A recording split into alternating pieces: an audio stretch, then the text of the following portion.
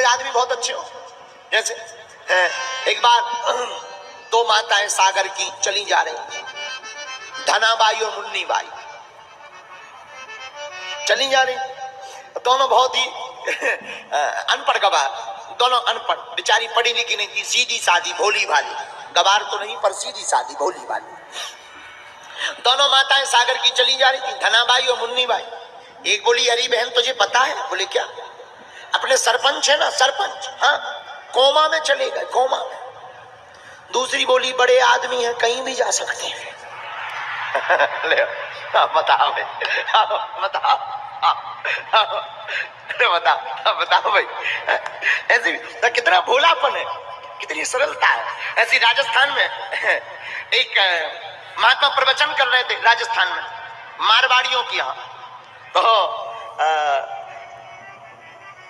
उस बूढ़ी माता के बेटा ने कहा कि महाराज आप हमारे घर पर चलो, हमारी माता जी बूढ़ी है, आ नहीं सकती, घर पे चल के जरा दर्शन दे दो, कृपा कर दो।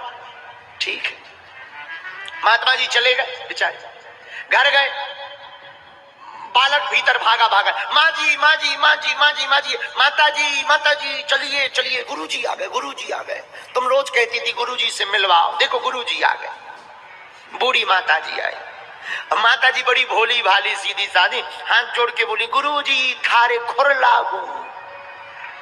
महात्मा जी हते बुंदेलखंडी, वे बोले, हे भगवान, खुर तो बचवन के होत, चरण कह दो, पांव कह दो, ये बात अलग है, लेकिन खुर तो भाई कहते ना भैया, बछवा को खुर, गाय का खुर, बैल का खुर।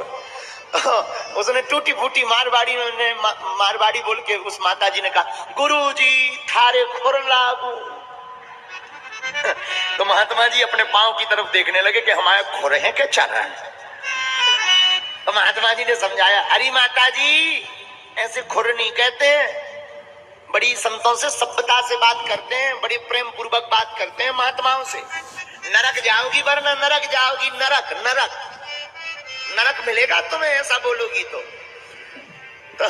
बूढ़ी माता जी हाथ जोड़ के बोली, महाराज मेरे भाग्य में कहाँ नरक, नरक तो आप जैसे महात्माओं को प्राप्त। बताओ,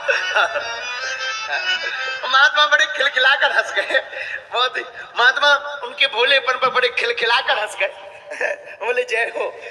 कई बार ना ऐसे भोलेपन में भगवान रीत जाते। कल हमने जो तुम्हें कथा सुनाई, ठाकुर जी से मीरा बोली, भगवान दूध पी लो, तुम दूध नहीं पियोगे तो ये जो तुम्हारे मोटे मोटे गाल हैं चिपक जाएंगे, भगवान रीत जाते हैं। ऐसी एक कथा और हमें याद आई, हम आपको बता दें फिर आगे कथा में बढ़ते हैं।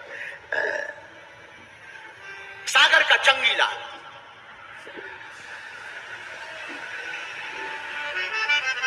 आजकल 3 बत्ती चौराहे पे रह रहा है, काल उसने जगह बदल दी है, 3 बत्ती चौराहा पकड़ लिया है। हमने पूछा, हमने कहा क्या हुआ? बोले कुछ नहीं, पान खा रहे हैं। हमने कहा बहुत अच्छा। 3 बत्ती चौराहे पर रहने वाला सागर में चंगीला, चंगीलाल इतना विचित्र आदमी, और सागर का आदमी विचित्र ना हो,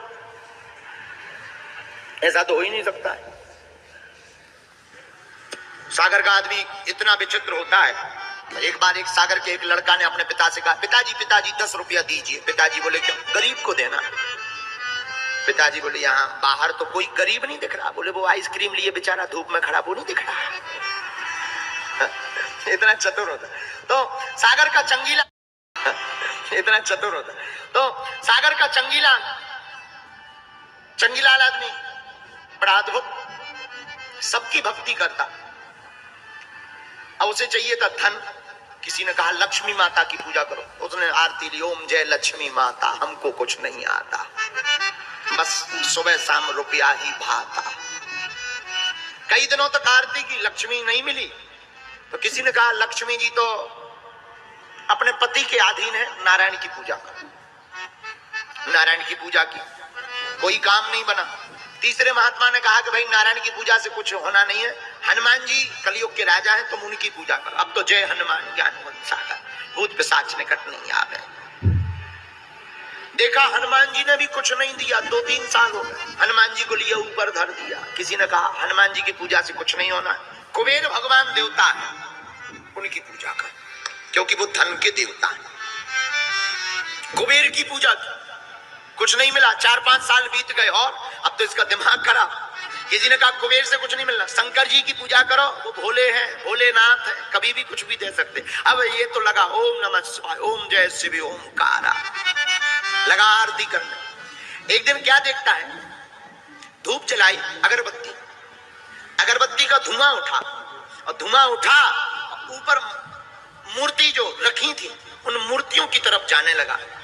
इसने दिमाग लगाया कि पूजा काम क्यों नहीं कर रही, इतनी पूजा कर ली आज तक सफल क्यों नहीं हो। सीधा आदमी, भोला आदमी, इसने दिमाग लगाया है, अब समझ में आ गया, ऊपर जी बैठे हैं, हम प्रसाद लगाई नीचे देवतना जी सब खा जा। हमने अगरबत्ती लगाई, धुआं जी सूंघ रहे, यही से तो जी काम नहीं कर रहे देवता। इसने रुई लाई, रुई पानी, रुई के गोला बनाए, लगो नकुअन में लगा दे। तो सब भगवान के तो लगा दो। जब हनुमान जी की बारी आई तो हनुमान जी के लाने इन्हें गोला बनाओ, जैसे ही नाक में धरो सोई हनुमान जी ने हाथ पकड़ लो। ये क्या कर रहे हो? अरे बोले क्या कर रहे तुम, पूरा खा जा तू पर बैठे बैठे। हनुमान जी बोले यार छोड़ो भाई, ऐसा ना करो। अब ये बड़ा चौंक गया, बोले इतनी पूजा करी तुम आज तक प्रकट नहीं भाई, रुई लगा भी में प्रकट हो गए। तो हनुमान जी भी बड़े कौतुकी, हनुमान जी बड़ी हंसते हुए बोले, बोले सुनो, आज तक तुम हमको सिर्फ मूर्तियां धन देने की वस्तु समझते थे, आज तुमने समझा है कि हम देवता हैं और यहाँ बैठे बैठे पा लेते हैं। ये भाव तुम्हारे अंदर प्रकट हो गया, इसलिए हम भी प्रकट हो गए। इसलिए भगवान हनुमान जी बोले हम भी प्रकट हो गए। इसका अर्थ क्या हुआ? न जाने कौन से गुण पर दया निधि रीझ जाते हैं।